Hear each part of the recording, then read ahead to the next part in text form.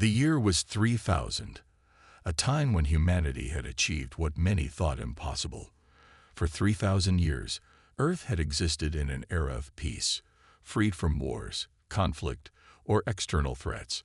The Galactic Council, a union of diverse civilizations from all corners of the galaxy, had recognized humanity's potential and welcomed them as equals into the fold. For centuries, humans thrived, exchanging knowledge, technology, and ideas with advanced species. Earth had become a beacon of progress and unity in a galaxy once torn by conflict. Yet, in the midst of this unparalleled era of peace, something unexpected happened. Without warning, the Galactic Council declared war on humanity. The announcement, delivered through a broadcast that echoed across every human colony, shocked the galaxy. The voice of the Drak'zor High Commander, a species known for their ancient wisdom and power, rang out with chilling certainty. Humanity's time of peace has ended. The balance of power in the galaxy must be restored. The Galactic Council has voted, and the decision is clear. War with humanity begins now. The broadcast ended with a cold silence, leaving humans across the galaxy in stunned disbelief. For the people of Earth, it felt like a nightmare. How could this be happening? Humanity had never been at war in centuries. Their technological advancements had led to a golden age of cooperation, where resources were shared, knowledge flowed freely, and wars had become relics of the past. The Galactic Council had always seen humanity as a shining example of peace, but now, that same council was accusing humanity of destabilizing the galaxy, claiming that the rapid pace of human development had the potential to upset the delicate balance of power that had held the galaxy together for millennia. What had once been viewed as progress now seemed like a threat to the very existence of the peaceful intergalactic order. News of the declaration spread like wildfire, and panic gripped the people of Earth. Cities buzzed with confusion and fear as governments scrambled to understand the motives behind the declaration. The Galactic Council was not a mere alliance of planets. It was a powerful entity, made up of species far older and more advanced than humanity. If the Council decided that humanity was a threat, they had the resources to carry out their threat. Earth's leaders convened in emergency sessions, but their talks were marred by uncertainty. How could they fight a force so powerful, so vast, when their only weapon was their untested resolve? As the news continued to ripple across the human colonies, scattered across distant star systems, the reaction was mixed. Some sought to prepare for the worst, gathering military forces and arming themselves for a battle that seemed inevitable. Others, more hopeful, believed that the Council's declaration was a misunderstanding or a temporary setback. After all, how could those who had shared in the beauty of peace suddenly turn on their allies? Surely there was a diplomatic solution, a chance to talk things through before violence could tear the galaxy apart. But the question that lingered in the minds of every human was this: why?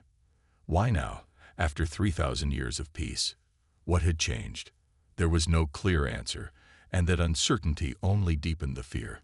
Had humanity's rapid growth, its technological leaps, its scientific advancements, become too much for the Council to accept? Or was there something more sinister at play, something hidden beneath the surface of galactic politics?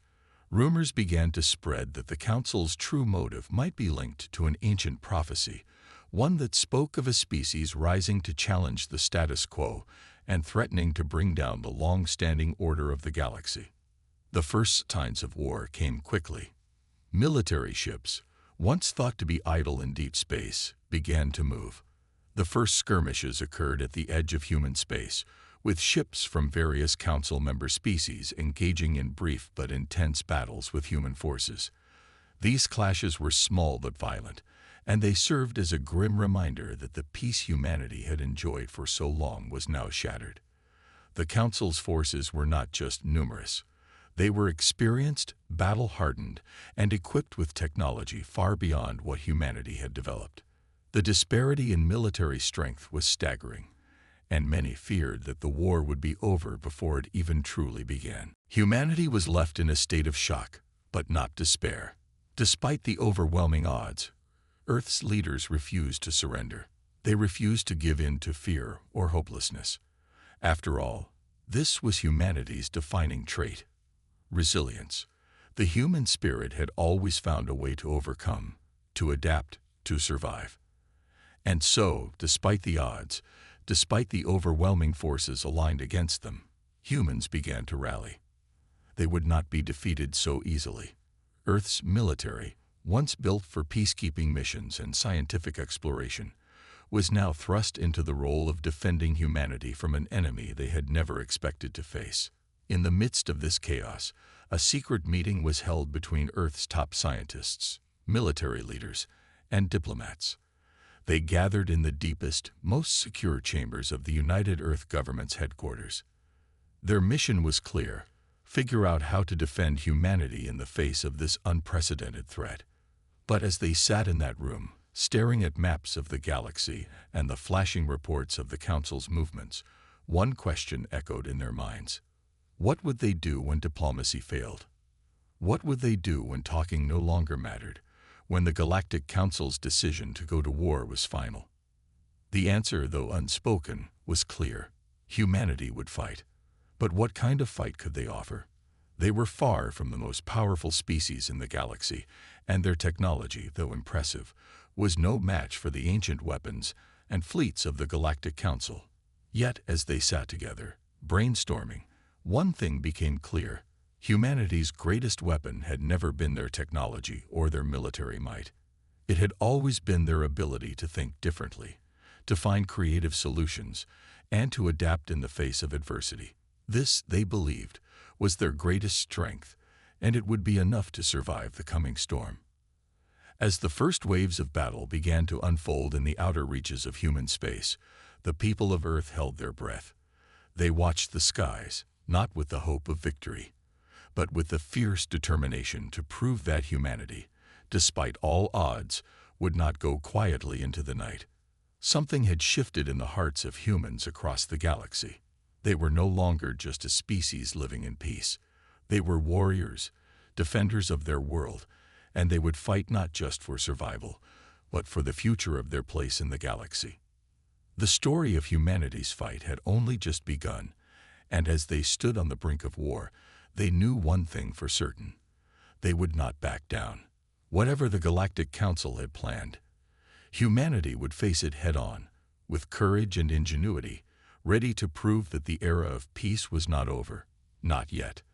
The declaration of war was not the end, but the beginning of something much greater. And humanity would not be the ones to bow out of the galaxy's history. The shock of the Galactic Council's declaration was still fresh, and yet, before humanity could fully understand the depth of the situation, the first wave of attacks arrived. The war had begun, and it was unlike anything Earth had ever faced. The human race, for all its achievements, had never been prepared for the sheer scale of conflict now descending upon them. The skies above Earth, once a symbol of peace and exploration, darkened with the shadow of alien warships. It was as though the stars themselves were turning against them. No longer were the Council's ships confined to distant systems. They were now at Earth's doorstep, and the first strike hit hard. The attack was swift, precise, and utterly devastating. A fleet of advanced Drak'zor ships entered Earth's orbit without warning, launching a barrage of energy weapons at Earth's defenses. The first explosions tore through the outer rings of Earth's space stations, sending debris scattering across the atmosphere. Humanity's military, though equipped for peacekeeping, was woefully underprepared for such an overwhelming assault. The Council's ships were massive, their weaponry designed for destruction, not diplomacy. Earth's defenses, once thought impenetrable, were proving inadequate against the might of an entire galactic alliance. In the chaos that followed, Earth's leaders were thrust into a state of disbelief. The unthinkable had happened. It was no longer just a political crisis or a diplomatic issue. It was a war, and the fate of humanity hung in the balance. The president of Earth, Naomi Wright, was among the first to address the crisis in a televised broadcast.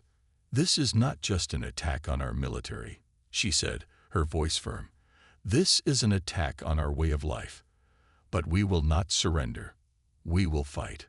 We will survive. Across Earth, people watched in stunned silence as their cities were hit by airstrikes, and their communication systems were overwhelmed by the sheer scale of the invasion. In the blink of an eye, the golden age of peace had been shattered. There was no time for grief, no space for doubt. Humanity's response had to be swift, and it had to be decisive.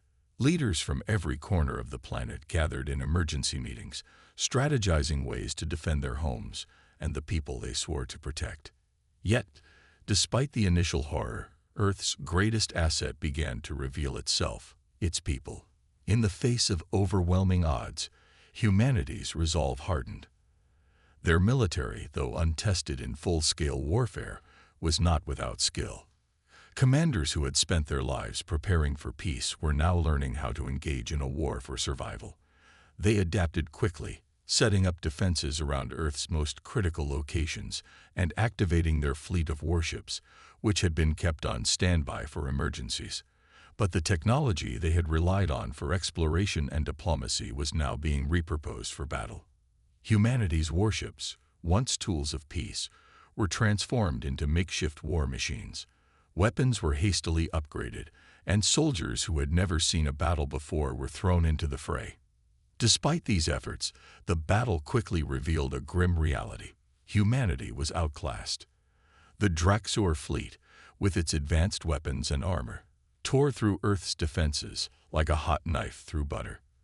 For every ship humanity managed to destroy, two more seemed to take its place. The sheer power of the Council's forces made it clear that this war was not one that could be won by strength alone. And yet, humanity refused to give up. The people fought back with every resource they could muster. In the midst of the chaos, Earth's brightest minds began to search for new ways to turn the tide.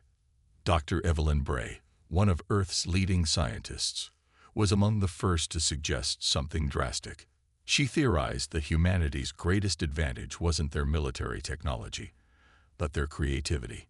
Humanity, she argued, had the unique ability to adapt and innovate under pressure. They had already shown this with their technological advancements, their rapid growth, and their ability to overcome challenges. Perhaps, she suggested, the key to winning this war wasn't matching the Council's strength with brute force, but using human ingenuity to outsmart them. Dr. Bray proposed a daring plan. Instead of directly engaging the Drak'zor fleet head-on, humanity should develop new, unconventional weapons, ones that the Council would never expect. The idea of creating new weapons, designed specifically to counter the advanced technology of the Drak'zor, was met with both excitement and skepticism. Many wondered if it was too risky, too unpredictable. But desperation breeds innovation, and humanity's desire to survive was the driving force behind the project. Engineers, scientists, and military leaders worked tirelessly, often in secret, to build weapons that could potentially turn the tide of battle. It was a race against time, and Earth was losing ground. Every day, more human colonies fell to the relentless advance of the Drak'zor forces. Meanwhile, the Drak'zor, confident in their superiority, continued their assault. They struck not only at Earth, but at human colonies scattered across the stars. Entire worlds were razed, their populations wiped out or scattered. The Drak'zor's goal seemed clear: break humanity's spirit before they could organize any meaningful resistance. But even as the Council's forces pressed on, the people of Earth refused to break. Every time the Council believed they had crushed humanity's will, a new surprise emerged. The humans, with their resourcefulness and sheer determination, were showing signs of fighting back. It wasn't just the soldiers on the front lines. It was the scientists, the engineers, the diplomats, and the civilians all working together to find ways to survive. The first major breakthrough came when Earth's engineers managed to create a new type of energy shield, one that could withstand the Drak'zor's most powerful weapons. It wasn't perfect, but it was a start. The shield provided enough protection for humanity's warships to launch a counteroffensive, taking advantage of the temporary respite. The counteroffensive was small but significant. Earth's forces managed to destroy a few of the smaller Drak'zor vessels, and for the first time since the war had begun, humanity felt a glimmer of hope. But that hope was fleeting. The Drak'zor High Command, now aware that humanity wasn't as easy to defeat as they had assumed, sent a fleet of their most advanced ships to Earth's orbit. These ships were equipped with devastating weapons capable of wiping out entire cities in seconds. The message was clear. The Council was no longer interested in diplomacy. The war had reached a new, terrifying stage, and humanity was about to face the full wrath of the galaxy's most powerful forces. As the conflict escalated, the people of Earth found themselves standing at the edge of an abyss. The future of humanity seemed uncertain, the odds stacked impossibly high against them. Yet, even as the darkness of war threatened to consume them, the spark of resistance burned brighter than ever. Humanity might have been caught off guard, but they had something that no other species in the galaxy possessed: a fierce determination to protect their home and their future. And that, more than anything, was their greatest weapon. In the weeks that followed, the war would continue to unfold in ways no one could predict. But one thing was certain: humanity would not go down without a fight. The war had begun, and humanity's story was only just beginning. The outcome was still unknown, but the determination of a species that had known nothing but peace for 3,000 years would be the driving force that determined whether they would survive or fall. The war had been raging for months, and despite humanity's best efforts, the odds seemed insurmountable. The Drak'zor fleet, vast and unyielding, pressed on with relentless force, wiping out colonies and pushing Earth's military to the brink. Humanity, despite its resilience, was running out of time, resources, and hope. The defense lines had been breached. Earth's forces were losing ship after ship, and every new battle felt like the last. People began to question if survival was even possible. The weight of the war was crushing, and yet, deep in the heart of Earth, an unexpected breakthrough emerged that would change everything. Dr. Evelyn Bray, the scientist who had been one of the earliest voices advocating for humanity to rely on their ingenuity, had spent countless sleepless nights working with her team on something that, until now, had been little more than a wild theory. She had been researching ancient artifacts and forgotten technologies, leftovers from the earliest days of space exploration, some of them older than the Galactic Council itself. These artifacts, scattered across the universe, had intrigued her for years, but it wasn't until recently that she began to see a connection between them, a pattern that might be humanity's last hope. It all started with a small, seemingly insignificant artifact, a metallic cube discovered on an uninhabited planet at the edge of human space. It had been buried deep beneath the surface, hidden from the eyes of even the most advanced scanners.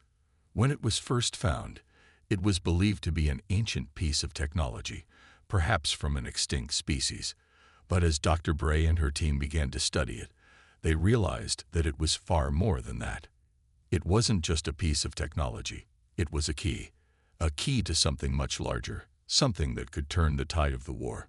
The artifact, after months of careful study, was discovered to be a power source, one unlike anything humanity had ever seen. It harnessed the fundamental forces of the universe, manipulating the very fabric of space-time itself. The technology was both terrifying and fascinating. If used properly, it could provide humanity with an unprecedented advantage, allowing them to tap into energies that could disrupt entire fleets or create weapons capable of reshaping the battlefield. But there was a catch. The artifact's power was unpredictable, dangerous even. It required an advanced understanding of the universe's deepest laws to operate, something that humanity had only begun to understand. Dr. Bray was certain that unlocking the artifact's true potential would require pushing the limits of human knowledge and ability. With Earth's military crumbling and the Drak'zor closing in, there was little choice but to take the risk. Dr. Bray and her team began to reverse engineer the artifact, desperate to find a way to use its power before humanity was wiped out. The danger was immense. Any mistake could result in the destruction of entire star systems. But Dr. Bray, driven by the hope that this could be humanity's salvation, refused to back down. She rallied the best minds on Earth, including some of the most brilliant physicists and engineers, to help unlock the artifact's secrets. They worked in secret, aware that the Drak'zor spies might be watching, and they understood that their efforts could determine the future of not just Earth, but the entire galaxy. Days turned into weeks as Dr. Bray's team made small but crucial breakthroughs. They learned how to tap into the artifact's core power, harnessing its energy for their own purposes. It wasn't long before they realized that the artifact could do more than just power weapons. It could bend space itself, creating distortions that could warp enemy fleets or render their most advanced ships powerless. The technology was so advanced that even the Drak'zor, with their ancient wisdom, had never encountered anything like it. The question was no longer whether humanity could defend itself. It was whether humanity could use this newfound power to outsmart their enemies. As news of the discovery spread, a new sense of urgency gripped the leaders of Earth. They knew that their time was running out. The Drak'zor fleet was already heading toward Earth's homeworld, preparing for a final assault that would crush any hope of resistance. Earth's military had to act fast. The first test of the new technology came sooner than expected. A fleet of Drak'zor warships was spotted advancing toward Earth, and it was clear that they intended to strike decisively. The humans, now equipped with the mysterious new weapon derived from the artifact, had no choice but to launch a counteroffensive. The battle that followed was nothing like any humanity had experienced before. The Drak'zor fleet, confident in their victory, engaged the human ships with full force. But humanity's new weapon, designed to disrupt the fabric of space, turned the tide in an instant. As Earth's warships deployed the newly discovered technology, the space around the Drak'zor fleet began to warp. Ships that had once seemed unstoppable now found themselves trapped in distortions of space-time. Unable to move, their weapons malfunctioning, the once feared Drak'zor fleet, with its overwhelming power, was now helpless against humanity's ingenuity. The battle raged for hours, but the results were undeniable. Earth's fleet had struck a decisive blow. The Drak'zor were stunned by the effectiveness of humanity's new weapon, unable to comprehend how the human race had developed something so advanced in such a short period of time. For the first time since the war had begun, the Drak'zor had been forced to retreat. Their commanders were shaken, and their morale was crushed. The humans, against all odds, had proven that they were not to be underestimated. But this victory came with a heavy cost. The power of the artifact was not without consequences. The new weapon's energy took a toll on the human ships that used it, draining their systems and leaving them vulnerable in the aftermath of the battle. The strain on Earth's military was immense, and though the tide had turned, the war was far from over. Humanity had won a significant battle, but the Drak'zor were not easily defeated. Their retreat was temporary. Their resolve was far from broken. Yet, for the first time in the war, Earth had hope. The turning point had arrived. The humans had proven that, when faced with insurmountable odds, they could create new solutions, solutions that would surprise even the most powerful forces in the galaxy. The war was far from won, but humanity's chances had improved drastically. The Drak'zor now knew that they could not simply crush humanity by overwhelming force alone. They would have to rethink their strategy, for humanity had just demonstrated that they were more than capable of fighting back. As the humans celebrated their hard-earned victory, they knew that the battle for their survival was far from over. The Drak'zor would return, and the stakes would be higher than ever. But humanity had crossed a line, one that would forever change the course of the war.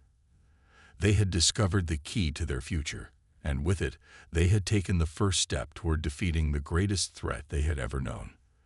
The war had entered a new phase, and humanity was no longer just defending their world. They were fighting for their place in the galaxy. The victory at the edge of Earth's atmosphere had been a glimmer of hope, but humanity knew it was only a small reprieve. The Drak'zor, though temporarily stunned, were not easily defeated. Their pride had been wounded, but their thirst for power was unrelenting. The once confident conquerors now faced a very different reality. Humanity, against all odds, had found a way to fight back. And the Drak'zor had no intention of letting Earth's newfound strength go unchallenged. They would return, but this time, humanity would be ready. The months following the victory were tense. Earth's military was stretched thin, its warships battered and scarred from the previous battle. The new energy weapon developed from the ancient artifact had proven powerful, but it was still a fragile advantage. Every deployment of the technology drained vital resources and left the fleet weakened. Humanity's survival depended not only on their ability to continue developing new technologies, but also on their ability to outsmart the Drak'zor, who now knew they had to adapt quickly. The next strike would be different. The stakes had never been higher. Across Earth and its colonies, people braced for the inevitable. Every day brought new reports of Drak'zor forces mobilizing, ships arriving at the edge of human space, and colonies falling silent as the invaders advanced. The war had gone beyond Earth now. It was a fight for the very survival of the human race. If humanity couldn't hold the line, there would be no escape, no second chance. The Drak'zor had already proven that they were not interested in negotiations or treaties. They wanted total domination. President Naomi Wright, still holding the weight of her office, summoned a global council of leaders to decide their next move. The tension in the room was palpable. There was no time for diplomacy, no time for hesitation. The question now was how to stop the Drak'zor from overwhelming them completely. Earth's leaders knew that they needed more than just hope. They needed a strategy that would outmaneuver their enemies and protect their people. If they couldn't match the Drak'zor's raw power, they would have to rely on something humanity had always possessed: ingenuity. After hours of debate, a plan was forged. It was risky, far riskier than anything Earth had ever attempted. A coalition of human colonies, led by the United Earth government, would launch a series of guerrilla-style strikes against Drak'zor outposts in a coordinated effort to disrupt their supply lines and force their fleet into a drawn-out conflict. The idea was to stretch the Drak'zor's resources thin, force them into a war of attrition that would bleed their forces dry. But this would require an almost impossible level of coordination. Human forces had to work in the shadows, strike with precision, and retreat before the Drak'zor could regroup. If they failed, Earth could be lost in the blink of an eye. The first phase of the plan unfolded quietly. Human ships moved through uncharted systems, striking at key Drak'zor outposts. They attacked supply depots, communication hubs, and research stations. It was a brutal strategy, but it worked. The Drak'zor, so used to overwhelming force, found themselves scrambling to defend against lightning-fast strikes that left them with little time to retaliate. Human ships, once weak and outclassed, now used hit-and-run tactics that disoriented the Drak'zor fleet. For every Drak'zor base destroyed, humanity gained a small victory. The plan was working, at least for the moment. But with every victory came a new threat. The Drak'zor adapted quickly, sending more reinforcements to the outer rim of human space. They also began deploying their most formidable weapons, a new generation of warships designed specifically to counter humanity's newfound ability to disrupt space-time. These ships were faster, better armed, and designed to be impervious to the energy weapon humanity had developed. The Drak'zor weren't just fighting for control of the galaxy anymore. They were fighting to erase humanity's existence. The message from the Drak'zor High Command was clear. The humans had overstepped. They had to be extinguished before their defiance sparked a rebellion that would threaten the entire galaxy. Humanity's forces, now spread thin across multiple fronts, struggled to maintain the momentum. Every new battle left them with fewer ships, fewer resources, and less time to plan their next move. The Drak'zor were relentless, and Earth's military was feeling the strain. It was during one of these battles, when all seemed lost, that humanity's greatest leader, Admiral Marcus Hayes, stepped forward. Hayes had been a commander throughout the war, a man who had witnessed the devastation and the despair, but he had never lost hope. He saw something in humanity that the Drak'zor could not see, something that could turn the tide of battle. Admiral Hayes proposed a bold strategy. He suggested that humanity's best chance of survival lay in their ability to unite not just as a military force, but as a collective species. It was time for humanity to stop fighting in isolation. Earth's colonies, though scattered across the stars, had to work together as one. Hayes' plan involved an unprecedented collaboration between every human colony, combining their fleets, resources, and knowledge into a single unified force. If humanity could organize this alliance quickly, they could launch a decisive counterattack and strike at the heart of the Drak'zor's command fleet. It was a long shot, but Hayes believed it was their only hope. The next few days were critical. Earth's leaders made the difficult decision to call every colony to arms. Ships were dispatched across the galaxy, rallying humanity's scattered fleets into one unified armada. The people of Earth, despite the hardships they had already endured, answered the call with unyielding resolve. The human spirit had never been more alive. From the youngest recruits to the oldest veterans, every single person was prepared to fight for their survival. The Drak'zor had underestimated them once before. This time, they would pay the price. The day of the final battle arrived. Humanity's newly united fleet, now bolstered by the combined might of every human colony, surged toward the Drak'zor stronghold. The plan was simple: strike at the heart of the Drak'zor fleet, disrupt their command structure, and create chaos within their ranks. But the Drak'zor, never ones to be taken by surprise again, had prepared for this. Their forces were waiting, their warships arranged in defensive formations that would make any conventional attack nearly impossible. They knew that this battle would determine the fate of the galaxy. If they lost, their dominance would be shattered. The two fleets met in the cold, unforgiving void of space. The battle that followed was unlike any humanity had ever experienced. The Drak'zor unleashed their most powerful weapons, sending waves of destruction toward Earth's fleet. But humanity fought back with everything they had. The energy weapon derived from the ancient artifact was deployed once more, disrupting the Drak'zor's most powerful warships. Ships collided in violent explosions, and the vacuum of space was filled with the sounds of warfare that no one had expected to hear. This was the final stand, the battle for survival. Admiral Hayes led the charge, coordinating the human forces with precision and grit. The humans had learned from every previous battle, and now they were using their knowledge to outsmart the Drak'zor at every turn. For every setback, there was a counterattack. For every ship lost, a new strategy emerged. The battle was brutal, and both sides suffered unimaginable losses, but humanity refused to back down. As the hours passed, it became clear the Drak'zor fleet was faltering. Their once unbeatable forces were beginning to crumble under the weight of humanity's relentless attacks.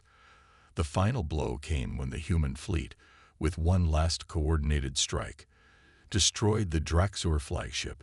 The symbol of their power was gone, and with it, the heart of their command structure.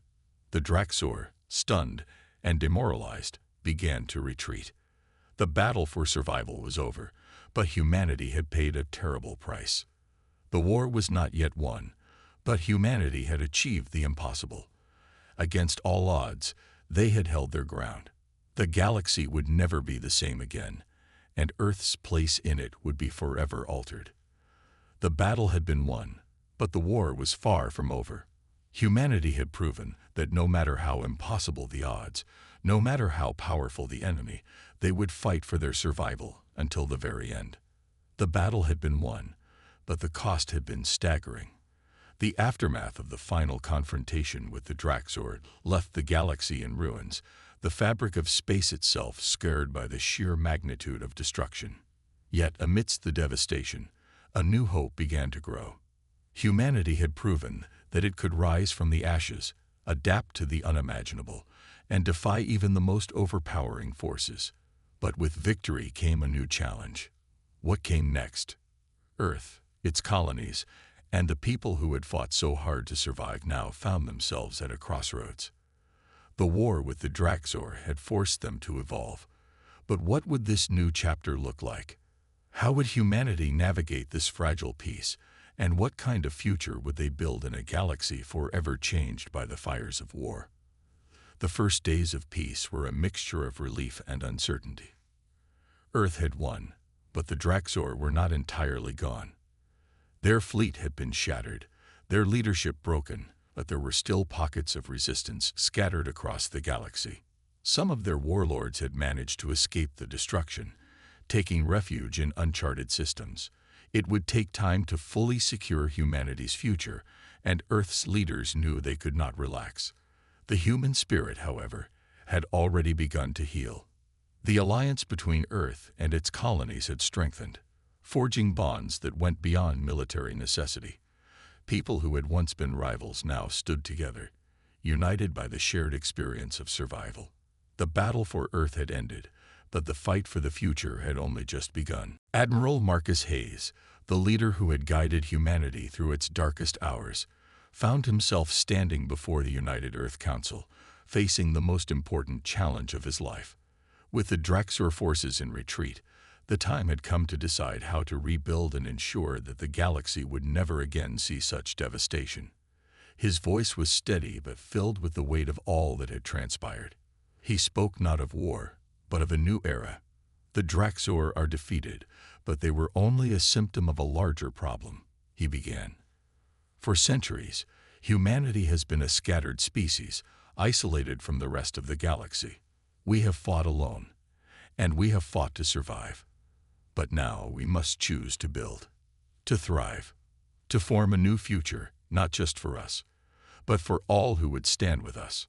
The council listened intently, understanding the gravity of his words. Earth had always been a proud planet, its people fiercely independent, but they had learned the hard way that survival depended on unity. The war had shown them the value of collaboration and the cost of failing to see beyond their borders. The Drak'zor had come to conquer, but they had also unwittingly forced humanity to become something greater than the sum of its parts. The destruction they had wrought had united scattered colonies, different cultures, and a diverse array of people into one collective force. Humanity had discovered its strength in the face of extinction, and now it had the chance to forge something more lasting. In the wake of the war, the human colonies were not just recovering, they were evolving.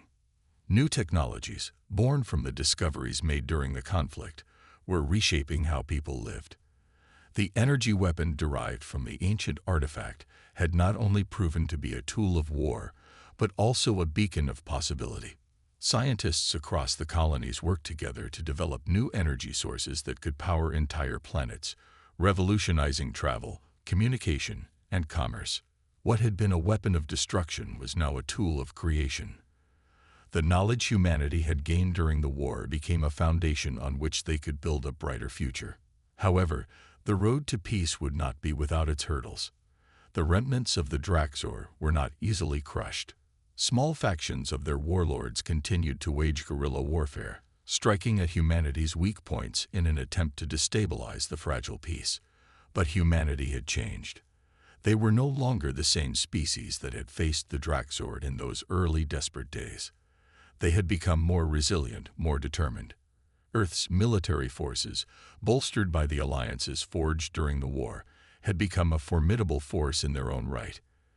Every victory, every defense against these rogue Drak'zor factions became another step towards solidifying humanity's place in the galaxy.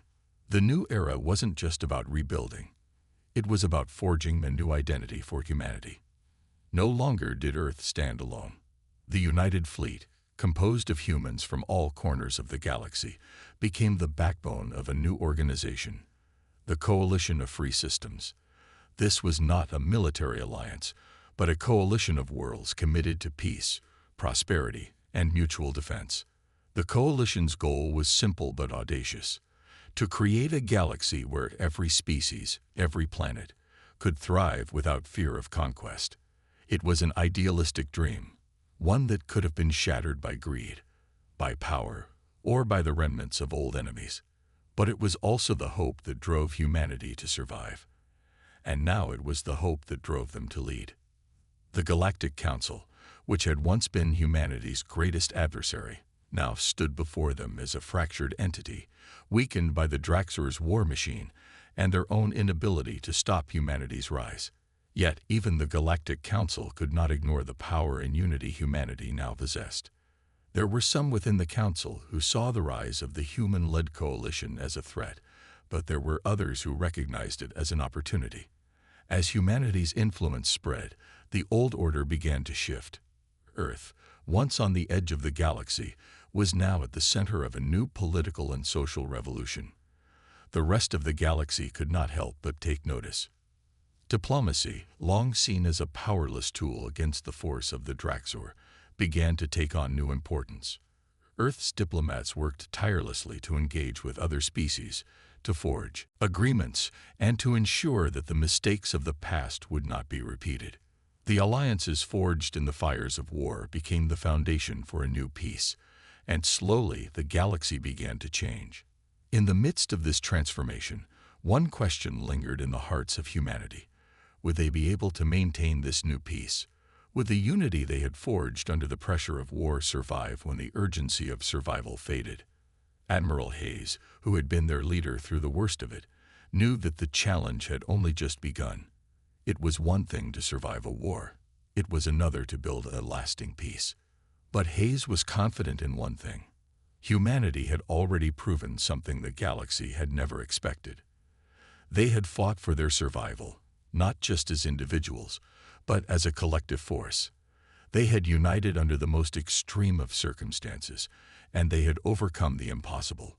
That unity, that determination, was humanity's greatest strength. And with it, they would carve out a place in the stars. The galaxy was no longer a place where humanity was a vulnerable, scattered species. Earth's people had shown that they could stand against the most powerful forces the galaxy had ever known. They had been tested, broken, and rebuilt, emerging stronger and more united than ever before. In the wake of war, humanity had entered a new era, a time of rebuilding, of hope, and of limitless potential. The future was no longer uncertain.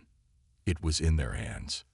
The new era had begun, and humanity, for the first time in its history, was ready to embrace its destiny among the stars.